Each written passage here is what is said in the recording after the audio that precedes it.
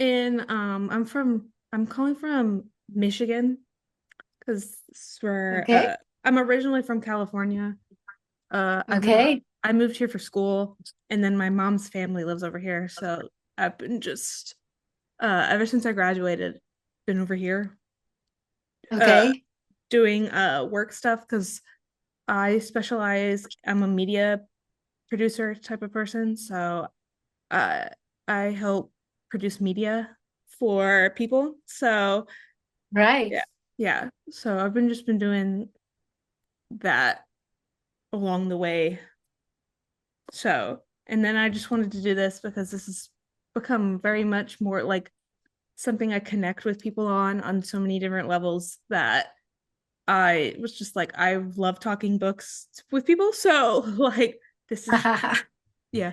So, this is just like, and you get to learn about so many different things through their process and everything. So, yeah. So, thank you for agreeing to talk to me. No, my pleasure. Thank you for having me. And you're doing the right thing at the right time. Podcasts are all the rage, so this is the place to be. Yeah, I had the luxury of I had the luxury of working for a radio station my under through college, and it was awesome. And I just like really think podcasts are like the what people listen to nowadays, because especially because Yeah, you yeah, can listen to them totally. you can listen to them anywhere.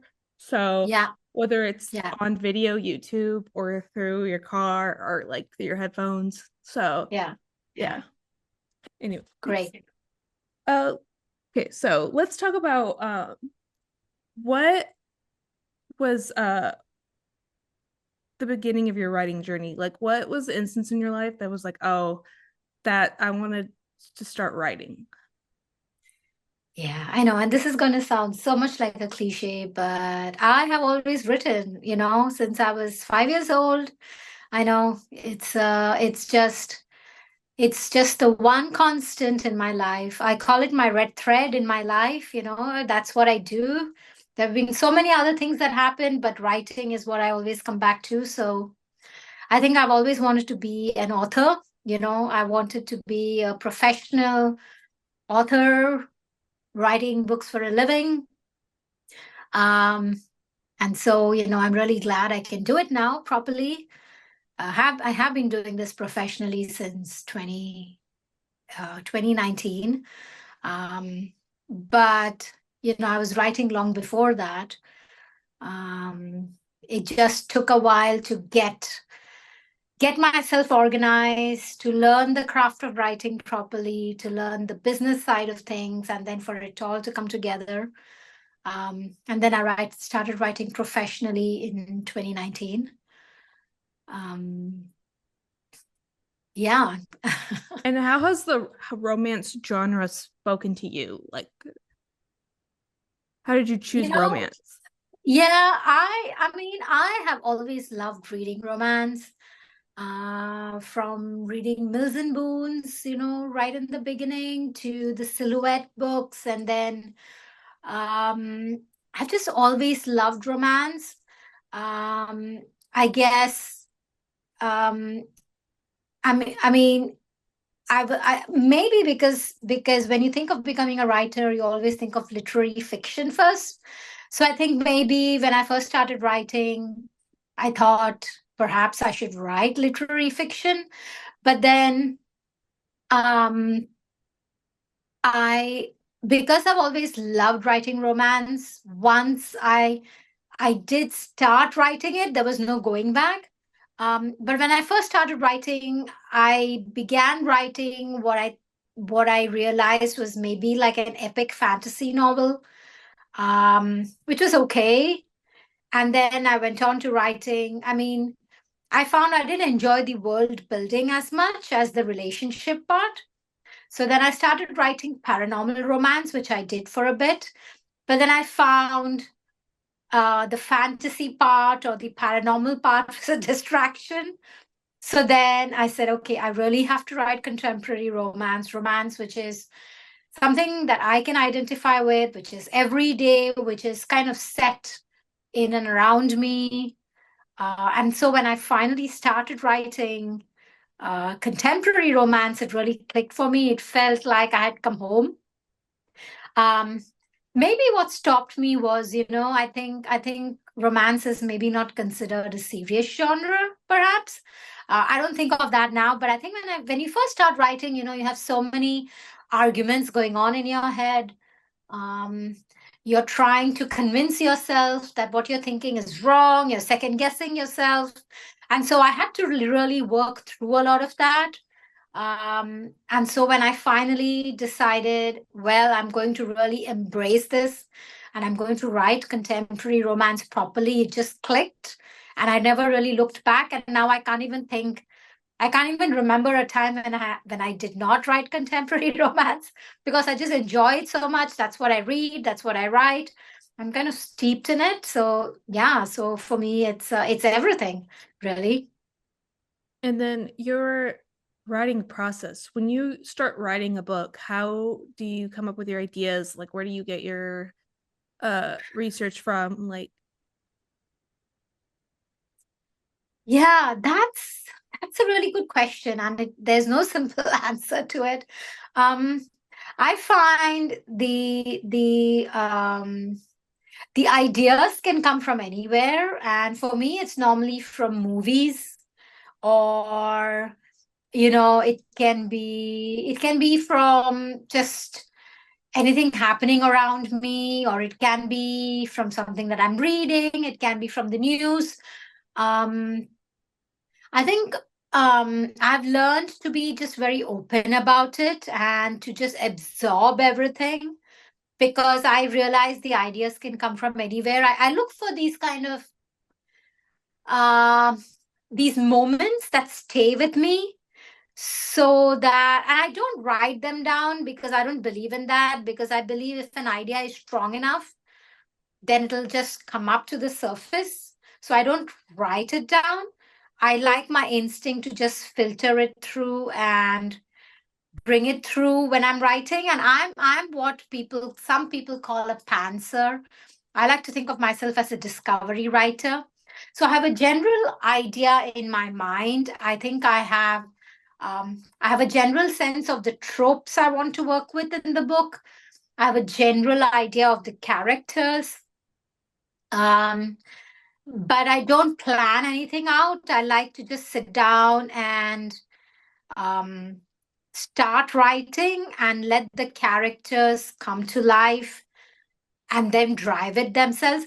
And I know this sounds really, really kind of a bit um, strange, maybe, but I have tried plotting and it didn't work for me because when I plot, it takes away the surprise, whereas I like to be surprised by my characters. So I'm very much a discovery writer, but I do a lot of the thinking before I come. And that's why the tropes help me because I have a general idea of the tropes.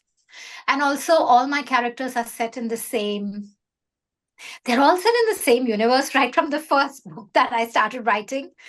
And that helps me a lot because when I finish one book, I have already set up the next book, and my characters keep coming back. So, I love having them come back and play a role. And because I've already introduced characters that I then work with, so I'm never starting completely new. There's already, I know the place, I know the general idea of who they are going to be interacting with. I know whether the male character, is he going to be a chef? Is he going to be a CEO? Is he going to be a Marine? And I know what the female character is going to be. Is she going to be a pastry chef, or is she going to be the assistant? Or I have a general sense, so I don't come into it completely raw, but the actual interaction happens when I start writing, and for me, that's the most interesting part. Over a period of time, I've learned not to second guess myself. I've learned to believe in myself, and that's a big change. So, yeah, so then I like to just have all that in my head, and then I start writing and then see it come to life.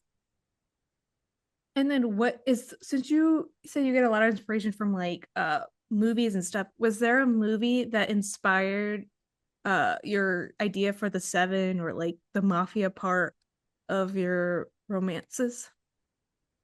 Um, so when I started writing the seven, I knew I wanted them a bunch of male characters, and I knew I wanted them to be connected in some way. And I'm very much on found family. So I knew I wanted them to be found family, and I wanted some incident to connect them all together. And it's only towards as I started writing the first book, and I think as I started writing Sinclair and his friends, and then it turned out that, they'd all been kidnapped when they were young. I don't think I planned it consciously. All I knew was I wanted something tying them together. And it turned out that it was a kidnapping. And then by the end of that first book, I realized I wanted to talk about the other side, the people behind the kidnapping. And that's what became the Sopranos, the mafia. So that's why they're sort of two sides of the same coin, you know. So I already knew I was going to write this mafia series at the end of the first book because it's the mafia who had kidnapped them. But I had to get through the seven first before then I could get to the Sopranos. And then the third series is that's why where the seven and the Sopranos come together because they all play a role. Because I realized I wasn't done with them, and that's just how I write. I'm never done with my characters. So that's why, I have Michael and Karma going all the way through into the Davenports. And then, I have the twist with them, and I'm still not done with them because I know I'm going to bring them back. And it was the same with Edward. I knew I wasn't done with him. But that's just how I write. And so, I don't stop myself because I like that familiarity. So even as I'm introducing new characters, I like to bring back these older characters. And you tend to write a lot of marriage of convenience, fake marriage types of trope. What has drawn you to that trope? And that is a very difficult question. And I wish I knew. All I know is from the very first book I started writing, it was there. And I know, even before I was writing books, I remember I wrote a screenplay much before that. And even that screenplay was all about it was a marriage of convenience. And so I have no idea where it comes from. All I know is I like forced proximity. I like putting two people together who don't necessarily know each other or who hate each other. And I like putting them together in these set of circumstances where they are forced to be together and see what happens. And I just like revisiting it because it's the same, but it's different. Because if the characters are different, each of them comes at it differently. Sometimes it's a marriage of convenience, sometimes it's an arranged marriage, sometimes it's just that they're forced to work together. I just find it fascinating as to how people react when they're forced into just physical proximity with each other, and especially if they don't like each other and then they discover things about each other. Yeah, I mean, I think for many writers that's how it is. Maybe there are certain strands that you keep revisiting. Um and you keep reinterpreting it, and what's amazing is each story is never the same, because if I change the characters, the situations change and the outcome changes. Um, it's my subconscious, so it's something I picked up along the way. That's all I can say. And then on that, why billionaires? What draws you to writing about like the morally gray billionaire? Like what Well, um, I think so. It leads to very interesting power dynamics. Uh, and again, power dynamics is when you find people reacting in ways they shouldn't. If there is an imbalance in power dynamics, it makes for a very interesting story. And the other thing with billionaires is it means you don't have to deal with the mundane every day, which is, I think, why we all read and write because we want to escape. So I think, when money is not a problem, there is a lot you can work with. Um, Having said that, what I did discover along the way is I also love writing men who have these emotional scars in the past. So while they are billionaires, there's something that's happened in the past that's made them emotionally wounded or something that makes them not want to trust people. So sure, they have the money, but emotionally, they have a lot of issues. Um, and I think I just like the way that connects. But definitely, I think when it's a billion, when it's a when you know when you're talking about a setup with billionaires, it just means there's a lot to work with and play with, and a lot of situations which are just some of it is maybe just visual thinking. I don't know. Um, flying the woman by private jet to Paris. So yeah, that's visual thinking. Or being able to being able to give a lot of money to charity, which I would personally love to do. And I think I try to bring that in a lot. And, I'd love having these billionaires who are able to do much more for community. Um, And then is there a trope that you haven't written about yet that you're interested in writing about? um, Interested in writing about and which I haven't written. Let me think. Um, I have been thinking about the stepbrother trope, but I'm honestly not sure if I would write it or not. Um, but I do like the forbidden aspect of it. So maybe I haven't said no, maybe foster brother, perhaps, which I think I'm a bit more comfortable with. Yeah, maybe. It depends on the characters. But I do like the tropes with a bit of the forbidden, that little bit of you shouldn't really be doing it, like an age gap. I love age gap. So stuff which have, or a boss assistant, which you have that, something which you're not supposed to do, but you're compelled to do. I think that gives rise to so many interesting situations to look into. So perhaps a stepbrother. And I find that you give your characters horoscope signs before books. What makes you so interested in putting the horoscopes of your characters into your books? Well, it helps me understand them better, I find. Though I have to say, I end up giving it to them after the fact. Like with Edward, some characters I know right away. Like with Edward, I knew he was a Scorpio because he was just so intense and he had all these depths and hidden depths to him. And with some characters, like I think in the agreement, I knew he was a Leo because he was just this larger than life. He had that energy about him. I just find it helps me understand them better. So I like doing them. I like giving them sun signs. Um, and I also really sometimes um, I just feel it takes helps me get into a layer below. Um, did you find it interesting reading about the sun signs, the star signs?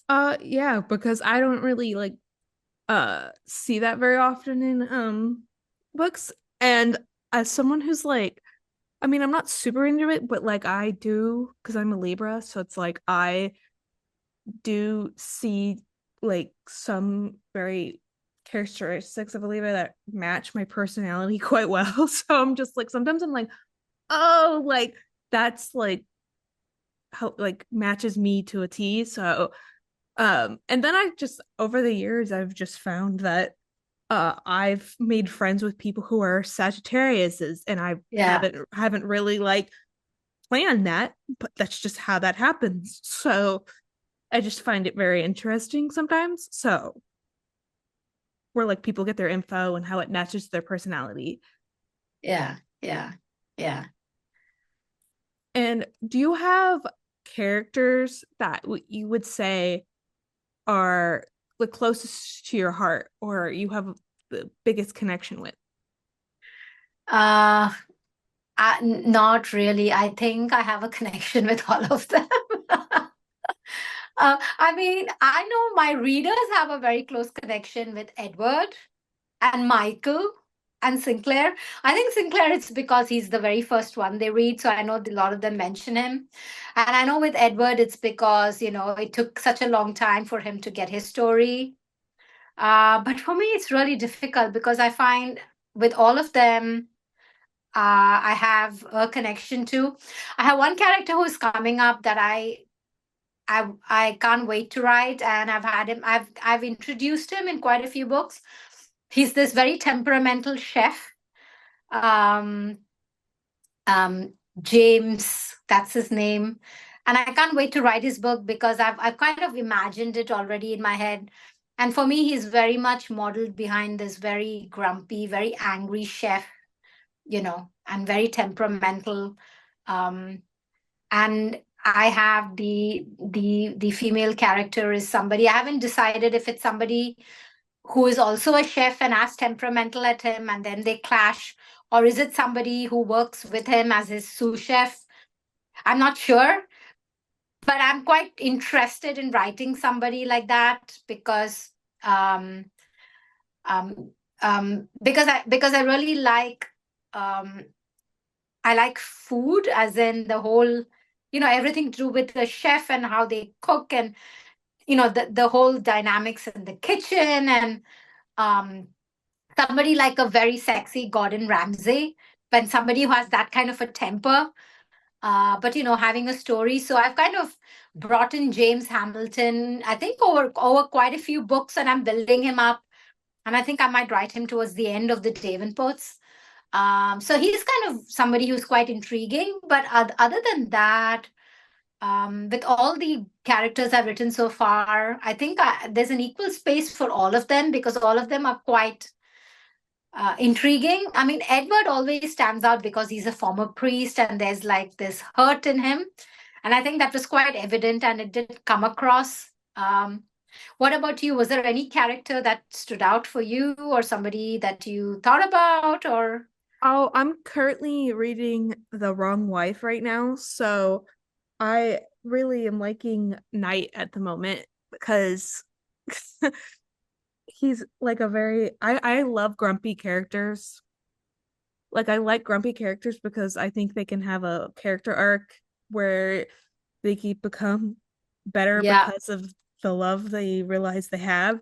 So like I just really like how he's grumpy right now and yeah, he refuses yeah. to acknowledge that he finds the woman he's attracted to attractive. So and I liked the uh instance in that The Wrong Wife right now where they met like in the BDSM club, and I just really thought that was funny. It just was like, oh, like that's how they happened upon each other, and that's to me was like so like that to me was a great um like start to the rest of the Yeah. storyline. So Yeah. Yeah, this is a book that this I think The Wrong Wife is my bestseller, I have to say. Um, and there is a twist at the end, and I won't give away what it is, but yeah, I think a lot of people like it. Yeah, but it's definitely one of my, I mean, it's the one which I get the most on virals on TikTok for. So people definitely seem to like this book a yeah, lot. I've read the proposal before it, and I like that one too because it's very much yeah, again, marriage of convenience, but it was very much like they're already married and I like the he falls first Yeah, aspect of it. yeah, So yeah. Okay. that was really cool. Um and I also love when uh books lead into each other. So like the first book I weirdly ever got advertised from you was Mafia Lust, and I know that's like that's like so out of order, but like I didn't really think about order until I start Yeah, reading it. yeah, yeah, So yeah. So I did read that book, and that's how that book led into the proposal. So then I was like, okay. And then my cousin actually gifted me The Wrong Wife. So then I was like, oh, let me read that now. So it's like uh very out of order, but like that's just how life Yeah, worked out for and me. that's yeah, and that's fine because each book is a standalone and it can be read out of order.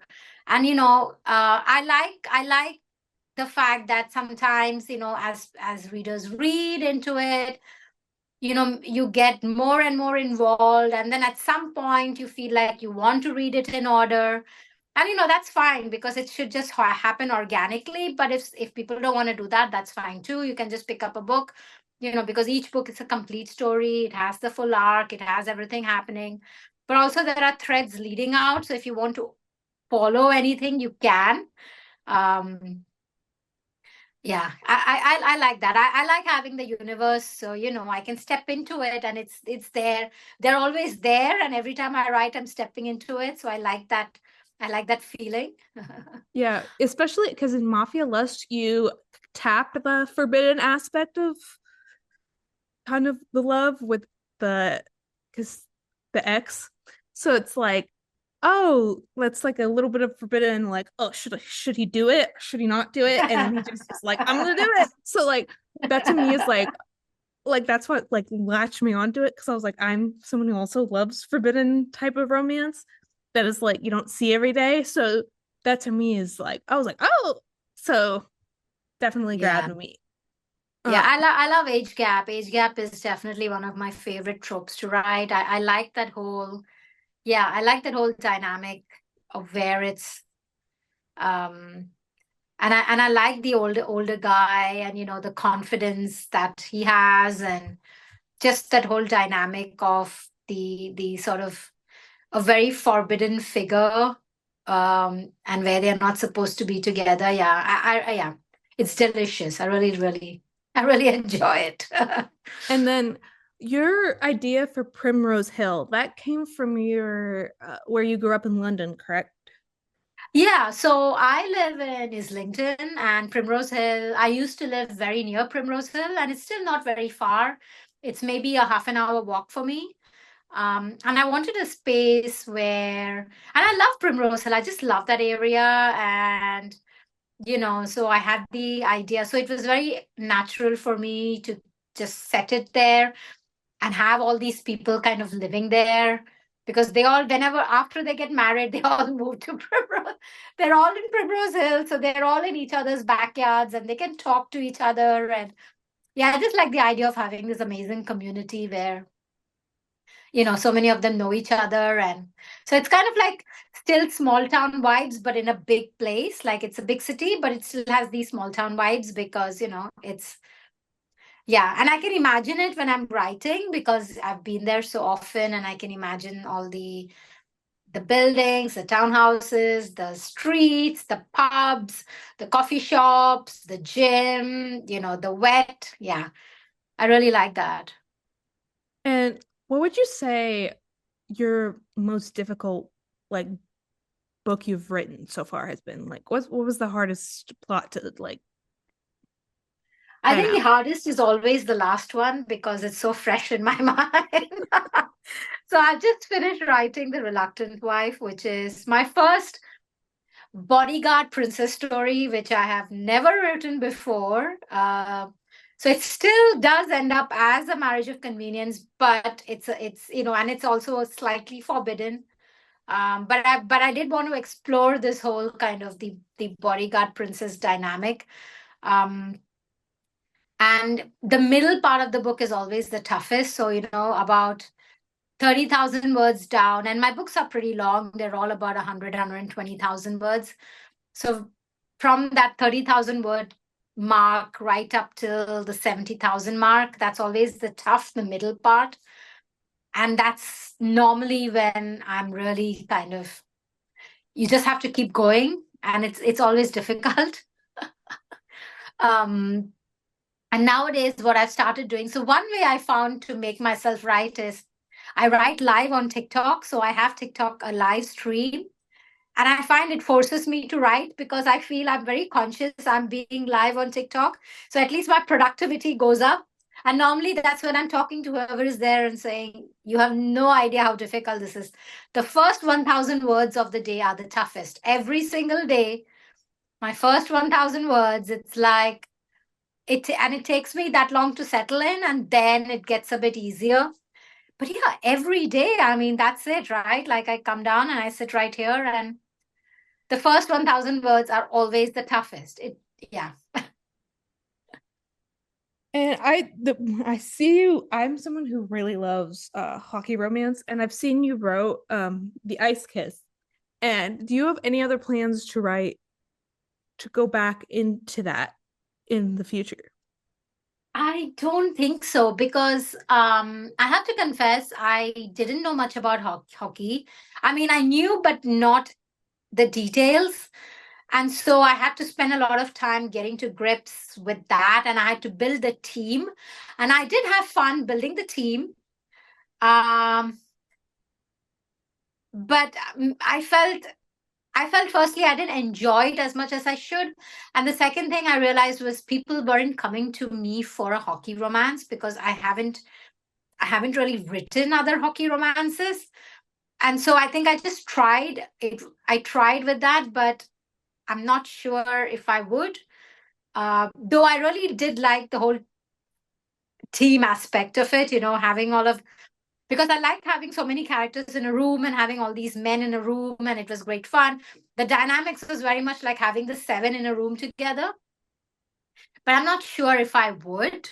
Um, yeah, I don't know. Did you read it or not yet? It's not yet because I know it's the next book after The Wrong Wife, so I know it's gonna bleed Yeah, into it. yeah, So like that's my yeah, next planned book to read from you after I read The yeah, Wrong Wife. yeah. So I mean, I had a lot of fun in terms of setting up the team and the team members, and and coming up with the names and all of that and the dynamics. Um, I mean, never say no because I don't know, I might. I mean, there are two sport. You read The Agreement also, right? So that's also like a sports romance. Um, yeah, yeah. So I might do it again. I don't know. I mean, at the moment, I don't have any plans, but and I you might.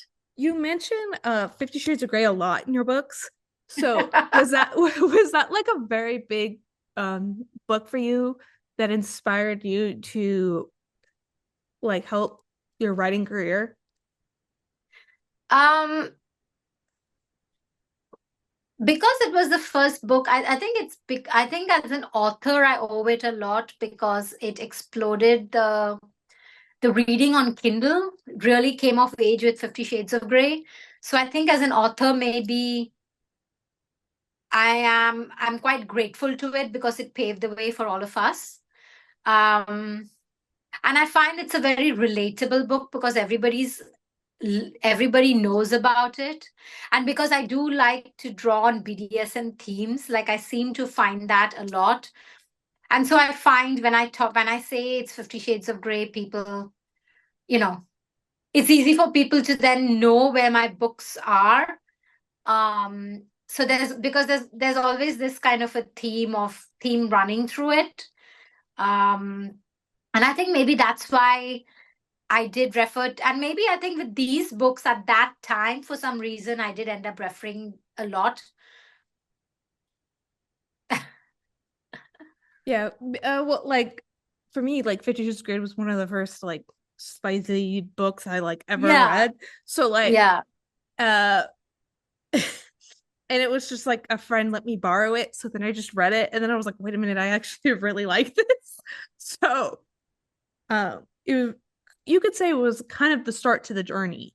Um Totally. Yeah, exactly. Exactly. Because really, I wouldn't be here without 50 Shades of Grey. I mean, E.L. James opened it's thanks to her that the that romance exploded, and especially on Kindle in a much bigger way, and it came into the, I think, public consciousness, and it opened up the roads for so many authors like me to also write. So I think yeah, so I think that's why it's very much um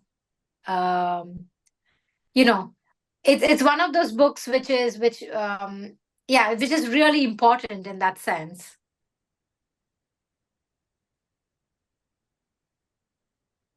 And like, okay, so I know mafia, the whole mafia thing was like big. How did you like get your inspiration to do more of like the mafia side of your, Movies, yeah.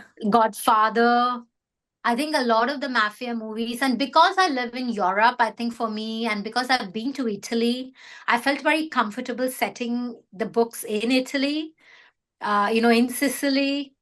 Um, and I know enough of the language and the food. And I think the customs, because of the proximity, living in the UK, Italy is not that far, and I've been there quite a few times. And I think definitely all the books and movies that I've read. But it was very much The Godfather. I think for me, Michael was very much, and I think that's why he's called Michael. You know, he's Don Michael Corleone after all. So for me, The Godfather was a big, definitely a big inspiration. Um, yeah, yeah. And again, I think I don't know if you noticed, but the food always features a lot for me because that's a very important part. Like my husband's a very good cook as well. So for me, I think expressing love through food has become more and more important. And I really like that with the Sopranos, I could really dig into the whole Sicilian lifestyle and their food and the weather. And I'm okay, so like I grew up, I love to cook. So I very much have a kinship towards like the love language that is food. So yeah, your idea for the chef book really intrigued me because I'm like no one has really yeah, like tapped into that like some do, but like tapped into that realization that like food and cooking with your like significant other is like a love language in a way. yeah, So yeah. I love that aspect. Yeah, yeah. I always want to have the man cook for her, like because it's so, I mean, yeah, it just feels so important that he does it. And that's how he kind of, so because he may not be able to express what he's feeling for her, but he can show it when he actually cooks for her. And when he finds out what she likes and cooks that for her or orders that for her, like for me, that's very important. um, And as like what would you say the easiest and most difficult part of when you first started navigating like the online author space has been for you? um, I mean, the challenge has always been to bring all the different elements together because there are quite a few different things you have to manage. The writing is the big part, but that's about 50% of what you do. The rest of it is the actual advertising and the actual the newsletter, the production part of it. And so it's, I think over a period of time, I had to learn how to make sure I was still carving out the space to write. So that's always a challenge managing everything because it really is like a one person business. Even though you have other people who you give stuff to do, but ultimately it's you making all the decisions, um, which is both nice and freeing, but also quite challenging because it can be quite a bit. So that's probably the challenging part of it. I think the best part of it is actually being able to write. Is the toughest part also, but also the part I enjoy the most, and that's why I do what I do because I really do love the writing aspect of it. Um, yeah. And then you said The Wrong Wife is your like bestseller. What about that book do you think draws people in the most? I think the cover, for some reason, everyone loves the cover. And I think the dynamics, a lot of people told me they really like her, because she's not, she talks a lot when she's nervous. And a lot of a lot of people told me, a lot of my readers told me they really identify. And it was like straight out of the gate, that very first scene I wrote, that's how a character was. And I really enjoyed writing it because, I may not talk that much, but in my head, I do think like that. And I think a lot of people identified where, when you get nervous, you just talk more. Um, and when you come to it, the twist at the end. So I won't reveal anymore, but when you come to it, you'll see what I mean. Um, and so I think for all those reasons, people seem to really like it. Um, and yeah, they do like Knight and be and the way he is and how different they are. So I think that I really, really did enjoy writing that because he's really quite, yeah, he's a tough guy. He's really tough on her. And what does the next year look like for you in your writing? I don't plan out too much. So I have the Davenports. That's going to keep me busy for all of next year for sure. So I'm planned out. I've written The Reluctant Wife. I know whom I'm writing after The Reluctant Wife because I've already started that. And I have a sense for each of the brothers. And then I have James, the chef. And then I'm possibly writing maybe one or two of the Sopranos who come into it.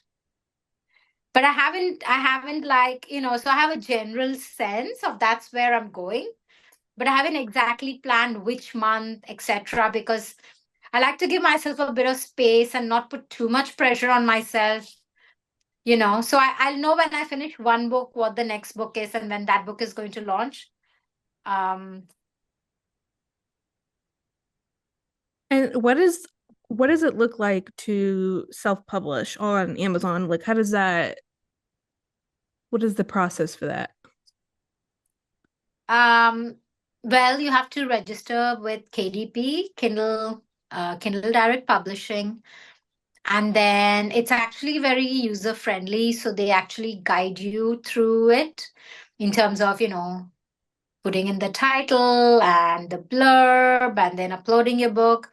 So for anyone getting started, I think the first step is just sign up with KDP and then just follow what they tell you. And it is very daunting, but I think you just have to do it because this is really a learning by doing thing. I mean, and I'm still learning new things every day. But the only way to learn is to actually do it, and it is very, very daunting. But all I can say is, gets easier. The more you publish, the easier it gets. Um, and it's still very daunting at times, but you have to just keep trying and just keep doing it, and that's how you learn. Um, yeah, so just get onto KDP and sign up. And then there are a lot of I mean, if you ever have questions, there's like a community on KDP, and there are lots of these questions, frequently asked questions that you can go and check out. And I still do that because there's still stuff sometimes which I don't know. It's very much being in an entrepreneurial frame of mind because you just have to learn as you do and learn from your mistakes. Kind of similar to what you're doing with the whole podcasting thing, I think, where you're learning as you go along, right? Do you find that as well? Mm-hmm. Very Um, much so. yeah, Um, yeah. and have you seen for yourself personally, have you seen a major difference in uh the popularity of romance books before you got on TikTok versus after you got on TikTok? Um, I think it's just reaching a different audience, a younger audience, and maybe an audience who may not have read romance previously. So it's just a different segment, which was And I think especially because it was during the pandemic that a lot of people got onto TikTok and then discovered Book Talk, you know. So I just think it's complementary to other ways of reaching people, maybe a more dynamic way of reaching them, and just a different kind of an audience coming in. Do you find that as well with Uh, TikTok? I so what crazy thing is that I when I graduated from undergrad, I my number one like thing was like I wanted to start reading again because like I just didn't have time to do it in undergrad. And I got on TikTok because it was part of like a senior like entrepreneurship thing I had to do. And I started like getting all these like uh book recommendations. So then I was like, I walked into Barnes and Noble one day and I saw one of the recommendations and then I decided to read it. And then I was like, wait a minute, this is good. So then um so yeah, and then it went downhill from there. And then I decided to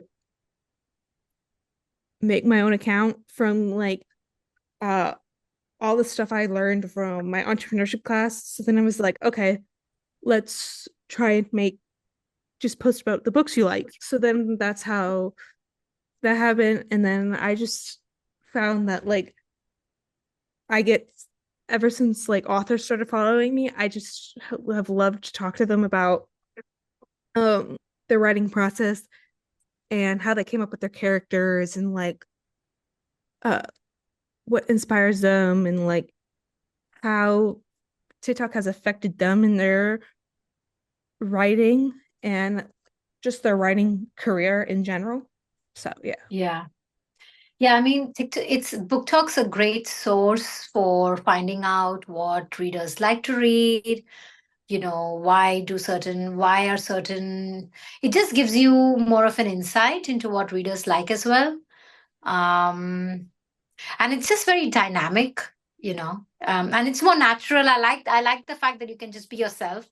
Like I can just I can do a video like this. I don't have to get dressed up, and at least I don't, because that's what I do. I just record it as I am, and I think people accept me as I am. I don't have to wear my contact lenses and do my hair, and I can, because it's normally when I take a break from writing, and this is how I am writing, and then I might just step away and just record it TikTok, because I want a break or something, or I have an idea and I just want to do it. And I just like the whole fact that it's quite natural. Um, And then for me, because I tend to listen to a lot of audiobooks, uh, how do you find the right audio actors for your books? um, so what's helpful is because a lot of my male leads are British, um, and I have been working with Shane East for a while now, and I really like him. So in a way, that really helps. And then so I mean, a lot of my books are narrated by him. And then it depends on whether I have a female character who's either American or is she British, and then depending on that, I just listen to other audiobooks, and then I might decide who to go with depending on the character. Um, so I did a bit more research right in the beginning, but now I have a general sense of, which voice actor will fit which character, and then I can put it together. Does that make sense? Well, I knew who Shane East was because he does a lot of British characters for a lot of other authors. So like I immediately Yeah, knew who was when I first started listening to your books. I was like, oh, I know who that is. yeah. And I And he's amazing. Yeah, He's he is. amazing. I think he Yeah. fits the like more the gray character very well. I think his voice does that very well. Um, Yeah, and I just think like I don't know. I'm just very much an audio person because like you can listen and do other things at the same Yeah, time while yeah, still intaking yeah, yeah, your book. So, yeah. yeah, I'm very much audiobook trained. Um, even though like there are people out there who like to discredit audiobooks saying it's not really reading, but I tell them sometimes I actually reframe more information when I listen Yeah, to yeah, audio yeah, versus because true, true. Because some of us are more auditory in nature. And so yeah, so the audiobooks make sense. Yeah. and for people who are just getting into your world, your book universe, uh uh what advice would you give to them on where to go and who to start with and maybe if they like they say if they like found the wrong wife because it's your most popular book, where do you think they should go from there? Yeah. So definitely start with the wrong wife. And then if you're the kind who likes to start from the top, and I know a lot of readers are that way, then I would go to The Billionaire's Fake Wife, which is the first book in the series. That's the first book I wrote. And that's Sinclair's story. So I would definitely start from there. Especially if you like to read in order. And if not, I think you could actually just keep continuing from After the Wrong Wife to The Ice Kiss to The Pretend Christmas Bride, and then see where it takes you, because sometimes as you meet more characters, I think you find you want to know more about them. So you probably then at some point decide, okay, I am going to go and start from the beginning. So I'd say go organically. um um yeah, but if you like to read from the top, then start with The Billionaire's Fake Wife, which I'm thinking, do I have a copy here? I might just give it to you. Let's see. Um, bananas. Right. Well, this is the wrong wife, and so now I have these. Yeah, they're foil, right? So I have these special editions that I'm making, and I That's know, great. I know, like this. Yeah, these people really like, right? Like it's quite. And it also has. I also have a um like the illustrated version. So I also do illustrated versions. So this is like a hardback. Like this is the only one right now for which I've created like a special edition hardback. But I'm going to start selling these on like my shop on my website on Shopify. But yeah, but that's why I think a lot of people like this book, because the cover is just like really pretty. And when you place them all together, let me show you. Uh,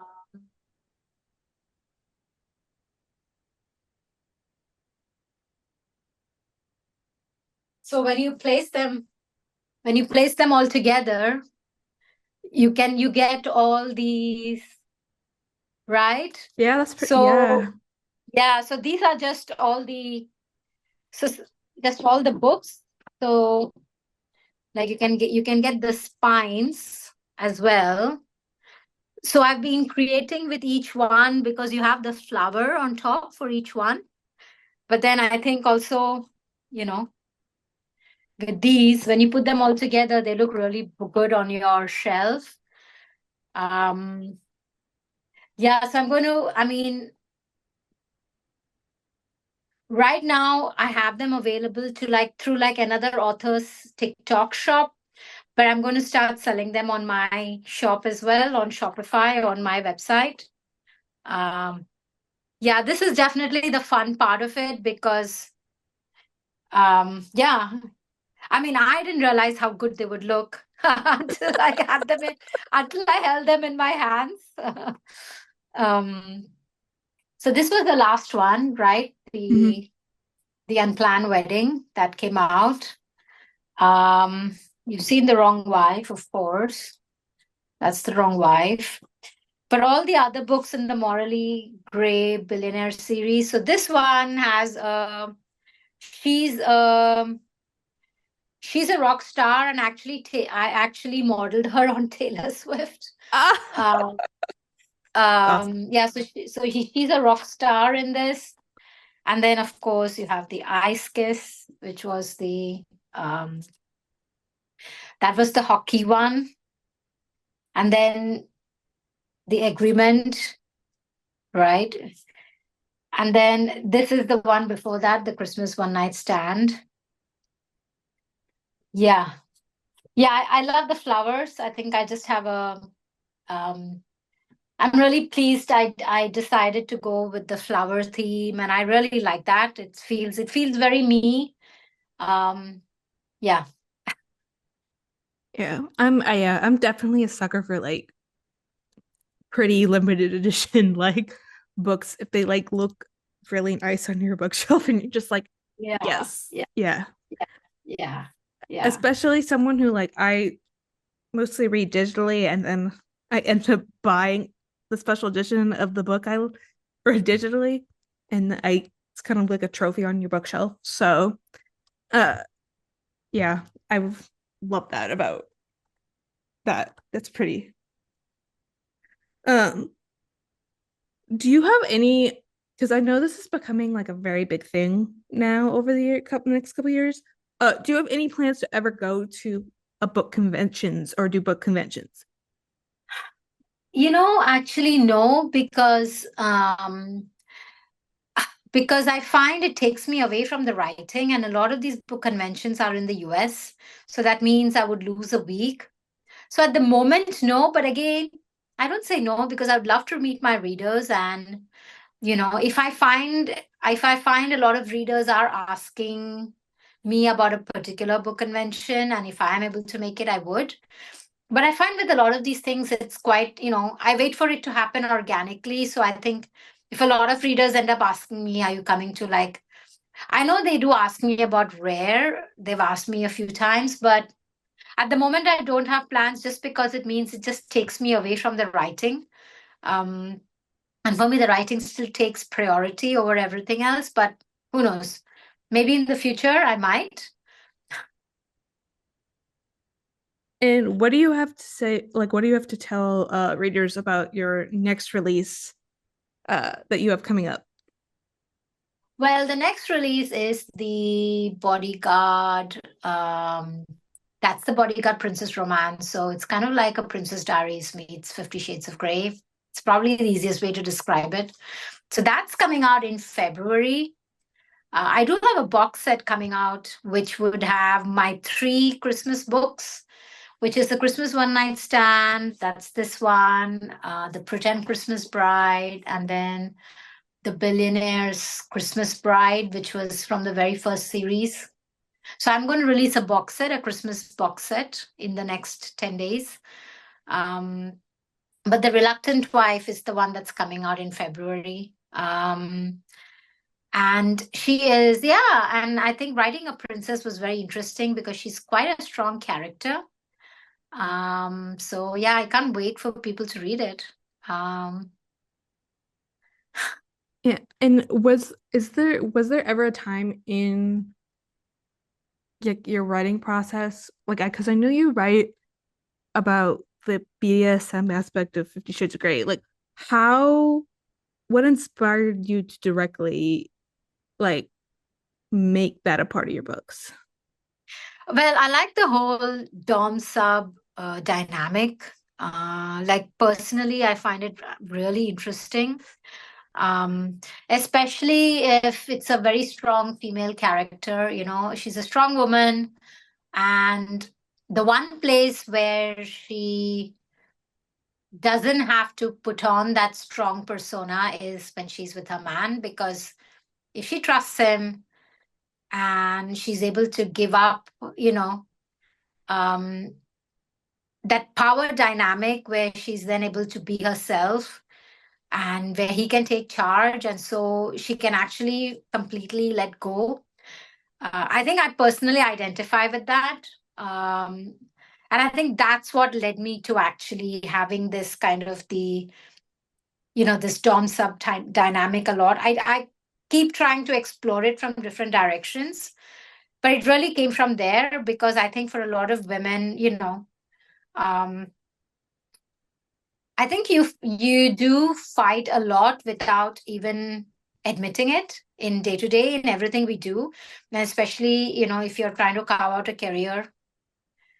Um, and so to be able to then not bring that when you're at your most vulnerable, and to actually trust somebody enough to not have to put on that persona, I think that's the ultimate. That's the ultimate in a relationship, to be able to become that intimate. And I think that's why I keep coming back and exploring it, if that makes sense. 100%. Okay, thank you for getting the time to talk to me and just talk about books and your inspirations and everything. So I really appreciate it.